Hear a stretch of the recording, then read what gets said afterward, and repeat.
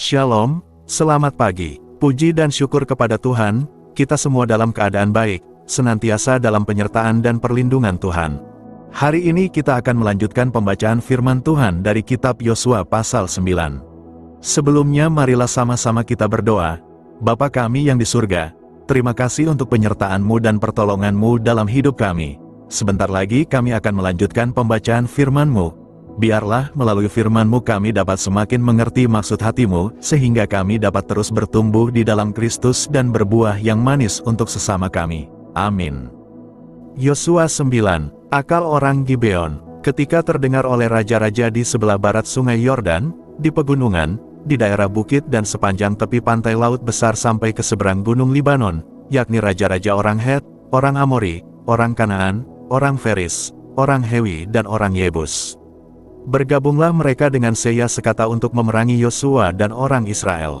Tetapi ketika terdengar kepada penduduk negeri Gibeon apa yang dilakukan Yosua terhadap Yerikho dan Ai, maka mereka pun bertindak dengan memakai akal. Mereka pergi menyediakan bekal, mengambil karung yang buruk-buruk untuk dimuatkan ke atas keledai mereka dan kirbat anggur yang buruk-buruk, yang robek dan dijahit kembali. Dan kasut yang buruk-buruk dan ditambal untuk dikenakan pada kaki mereka dan pakaian yang buruk-buruk untuk dikenakan oleh mereka, sedang segala roti bekal mereka telah kering, tinggal remah-remah belaka. Demikianlah mereka pergi kepada Yosua, ke tempat perkemahan di Gilgal. Berkatalah mereka kepadanya dan kepada orang-orang Israel itu, kami ini datang dari negeri jauh, maka sekarang ikatlah perjanjian dengan kami.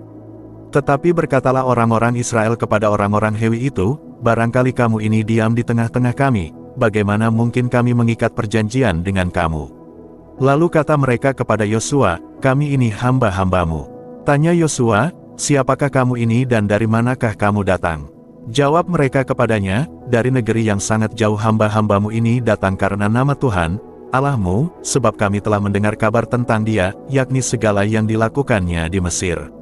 Dan segala yang dilakukannya terhadap kedua raja orang Amori itu di seberang sungai Yordan, Sihon, Raja Hesibon, dan Og, Raja Basan, yang diam di Astarot. Sebab itu para tua-tua kami dan seluruh penduduk negeri kami berkata kepada kami, demikian, bawalah bekal untuk di jalan dan pergilah menemui mereka dan berkatalah kepada mereka, kami ini hamba-hambamu, maka sekarang ikatlah perjanjian dengan kami. Inilah roti kami, masih panas ketika kami bawa sebagai bekal dari rumah pada hari kami berangkat berjalan mendapatkan kamu, tetapi sekarang, lihatlah, telah kering dan tinggal remah-remah belaka.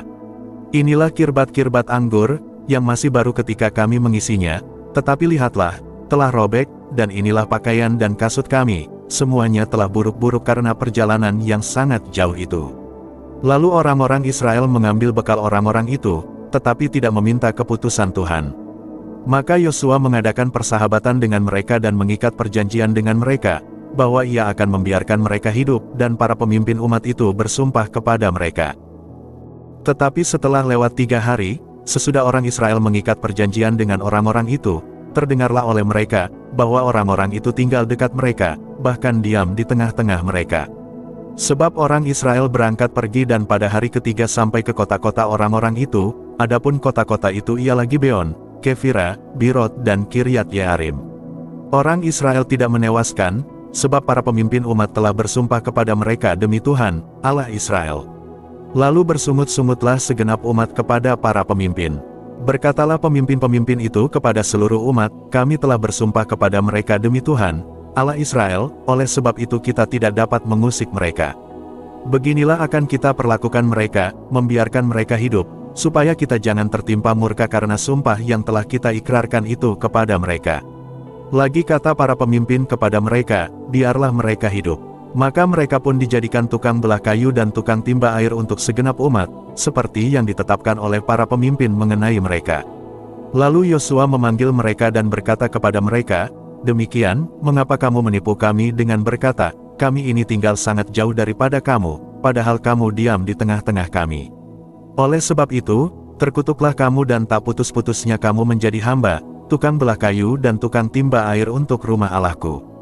Jawab mereka kepada Yosua, katanya, sebab telah dikabarkan dengan sungguh-sungguh kepada hamba-hambamu ini, bahwa Tuhan, Allahmu, memerintahkan kepada Musa hambanya, memberikan seluruh negeri itu kepadamu dan memunahkan seluruh penduduk negeri itu dari depan kamu, maka sangatlah kami takut kehilangan nyawa menghadapi kamu, itulah sebabnya kami melakukan yang demikian. Maka sekarang, kami ini dalam tanganmu, perlakukanlah kami seperti yang kau pandang baik dan benar untuk dilakukan kepada kami. Demikianlah dilakukannya kepada mereka, dilepaskannyalah mereka dari tangan orang-orang Israel, sehingga mereka tidak dibunuh. Dan pada waktu itu Yosua menjadikan mereka tukang belah kayu dan tukang timba air untuk umat itu dan untuk mezbah Tuhan, sampai sekarang, di tempat yang akan dipilihnya. Amin. Yosua 9, penduduk Gibeon menipu bangsa Israel dengan berpura-pura datang dari negeri yang jauh agar membuat perjanjian damai. Yosua dan para pemimpin Israel tidak meminta petunjuk Tuhan terlebih dahulu, sehingga mereka terikat pada perjanjian tersebut. Gibeon akhirnya dijadikan pelayan bagi umat Israel. Berikut makna-maknanya. 1. Setiap keputusan penting harus meminta petunjuk Tuhan. 2. Jangan mudah percaya pada penampilan atau perkataan orang. 3. Ketidakhati-hatian dapat membawa konsekuensi jangka panjang. 4. Janji yang telah dibuat harus ditepati.